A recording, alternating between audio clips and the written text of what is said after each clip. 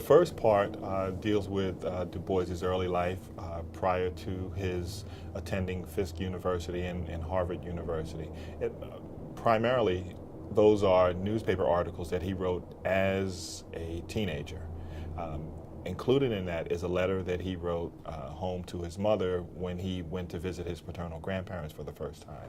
And the reason that these are so instructive is because they show that Du Bois was not a person who just came into the thought of education and empowerment by accident. He thought about it even as a young teen. In fact, the first installment in the book is actually an article that he wrote when he was 15 years old. And most of the readers did not realize that he was 15 because at the bottom of these articles, all it had was his initials.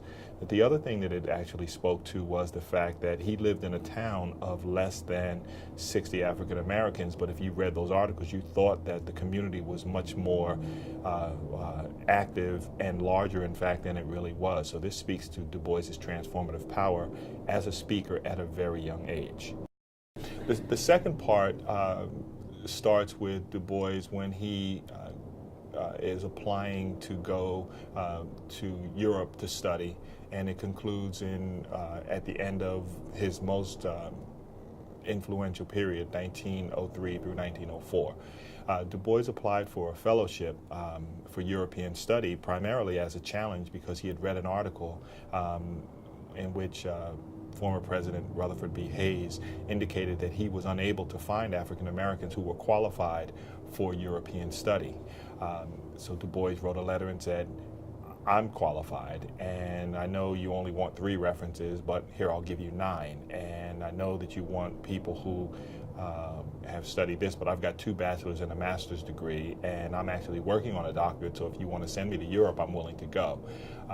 And he ended up actually working on a doctorate, and my understanding is he actually finished it, all but his residency, which they would not fund, and then he came home and completed his degree at Harvard.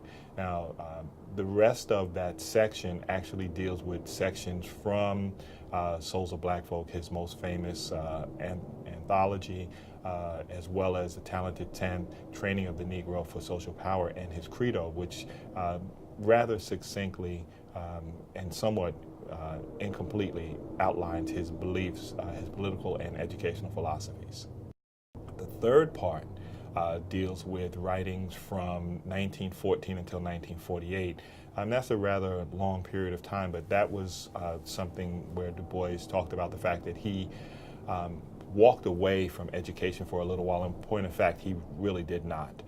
He was outlining what he believed to be the next phase of African American leadership, which is to say, now that we've had a half century of considering education, now let's move into the next phase and be more engaged in self-determination and in self-empowerment. Part of those readings, he actually talks about this is what a black college president, if you will, should look like. This is what the expectation should be for the African American intellectual infrastructure. And again, it literally does end with the article that could be signaled as his downfall.